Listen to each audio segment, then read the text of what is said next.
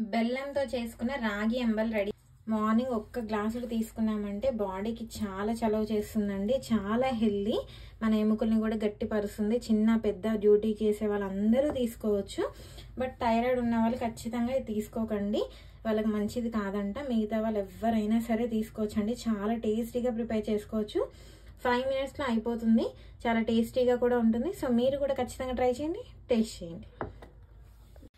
ఇలాగా రాగులు తీసుకొని వాష్ చేసుకొని బాగా డ్రై చేసుకొని ఎండకి మీరు వాడించుకొని ఇంట్లోనే రాగి పిండి తయారు చేసుకోవచ్చు. లేకపోతే బయట నుంచి అయినా సరే రాగి పిండి తీసుకోండి. కొంతమంది ఇదే రాగుల్ని మనం మొలకలు ఎత్తుతాయి కదా, సో అలా మొలకలు ఎత్తించి డ్రై చేసి ఆడించుకుంటారు. అది కూడా చాలా హెల్దీ అండి, అలా కూడా చేసుకోండి. ఒక కప్పు తీసుకొని మనం రాగులతో రాగి పిండి ఇలా ఆడించుకున్నది తీసుకోండి. ఒక 3 tablespoon వరకు తీసుకోండి, అంటే ఒక పావు కప్పు వరకు కరెక్ట్గా సరిపోతుంది. కడాయి కానీ ప్యాన్ కానీ తీసుకొని 3 tablespoon రాగి పిండి ఇలాగే డ్రై రోస్ట్ చేసుకోండి.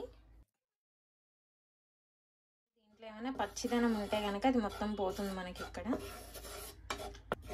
మనం నార్మల్గా రాగి అంబలు చేసుకుంటే పచ్చిదనం ఉన్నా సరే మనం పులియా పెడతాం కాబట్టి టేస్టీగా ఉంటుంది.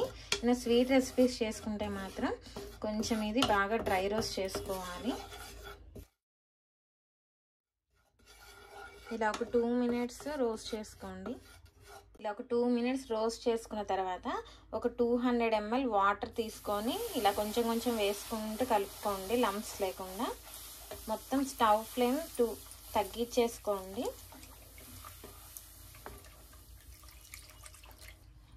ఇదిగోండి, ఇలా మనం ఇంట్లో వాడే ఒక గ్లాస్ అన్నమాట, 200 mlది. ఇదంతా కూడా లంప్స్ లేకుండా బాగా కలుపుకోండి. ఇదిగోండి, ఇలా మొత్తం లంప్స్ లేకుండా కలుపుకోండి. మీరు విస్కర్తో కూడా కలుపుకోవచ్చు కావాలనుకుంటే. ఇలాగే కలుపుకుంటూ కొంచెం థిక్ కన్సిస్టెన్సీ వచ్చేంత వరకు కుక్ చేసుకోండి. ఇదిగోండి, కన్సిస్టెన్సీ అనేది థిక్గా అవుతుంది చూసారా. ఇక్కడ నుంచి ఇంకొంచెం థిక్ అయితే సరిపోతుంది. ఇదిగోండి, ఇది మొత్తం ఇది చూసారా, రాగంబలంతా థిక్గా అయిపోయింది. ఇప్పుడు మనం ఇందులో ఒక పావు టీ స్పూన్ సాల్ట్ వేసుకోండి, కొంచెం టేస్ట్ కోసం. ఇందులోనే ఒక 3 tablespoon వరకు బెల్లం తీసుకోండి, తురిమిన బెల్లం, అంటే ఒక పావు కప్పు వరకు. ఈ బెల్లం కరిగిపోయే బెల్లం కూడా దీంతో పాటు దగ్గర పడేంత వరకు ఇలా కుక్ చేసుకోండి. ఇదిగోండి, బెల్లం కూడా బాగా కరిగిపోయి అంతా దగ్గర పడిపోయింది. ఈ ప్లేస్లో ఇంక మీరు స్టవ్ ఆపేసుకోండి. దీన్ని కొంచెం చల్లారనివ్వండి. ఫ్యాన్ కింద పెట్టుకొని ఒక 5 minutes చల్లార్చుకోండి. ఇదిగోండి, రాగంపలు చల్లారిపోయింది, బాగా దగ్గరగా అయిపోయింది కన్సిస్టెన్సీ. ఇప్పుడు ఇందులో ఒక 1/2 glass పాలు తీసుకోండి. ఇలా కొంచెం కొంచెంగా వేసుకుంటూ కలుపుకోండి. ఇది కొంచెం స్వీట్నెస్ కోసం మనం బెల్లం వేసాం కాబట్టి ఇందులో మిల్క్ అయితేనే కాంబినేషన్ బాగుంటుంది.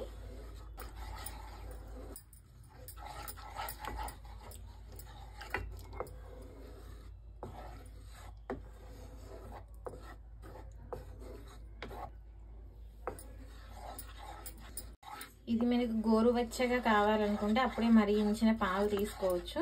లేకపోతే బాగా కూల్గా కావాలి అనుకుంటే మరిగించి చల్లార్చుకొని ఫ్రిడ్జ్లో పెట్టుకున్న పాలతోటి కలుపుకోవచ్చు. ఇది మరీ అంత స్వీట్గా ఉండదు, మరీ అంత చప్పగా ఉండదు. మన పిల్లలకి పొద్దునే రాగంబలు ఇస్తే తాగరు కాబట్టి ఇలా కొంచెం టేస్ట్ కోసం బెల్లం వేసుకుంటాము. మీరు ఇంకొంచెం స్వీట్గా కావాలనుకుంటే ఇంకొంచెం బెల్లం కూడా యాడ్ చేసుకోవచ్చు. ఇదిగోండి, రెడీ అయిపోయింది. బెల్లంతో చేసుకున్న రాగి అంబల్ రెడీ అయిపోయిందండి. నార్మల్గా పులియబెట్టిన రాగి అంబలు తాగని వాళ్ళు ఇలా కొంచెం బెల్లం వేసుకొని రాగి అంబలు చేసుకోండి, చాలా టేస్టీగా ఉంటుంది. రాగులు, జొన్నలు ఇలాంటివి హెల్త్కి ఎంత మంచివో అందరికీ తెలుసు, ఇప్పుడు అందరూ పాటిస్తున్నారు. బట్ కొంచెం స్వీట్గా ఏమన్నా చేసుకోవాలి అనుకున్నప్పుడు ఇలాగ బెల్లం వేసుకొని కూడా రాగంబలు చేసుకోవచ్చు. చాలా టేస్టీగా ఉంటుంది. మార్నింగ్ ఒక్క గ్లాసుడు బ్రేక్ఫాస్ట్తో పాటు మీరు తీసుకున్నా సరే రోజంతా అలసట లేకుండా బాడీకి చలువ చేస్తుంది.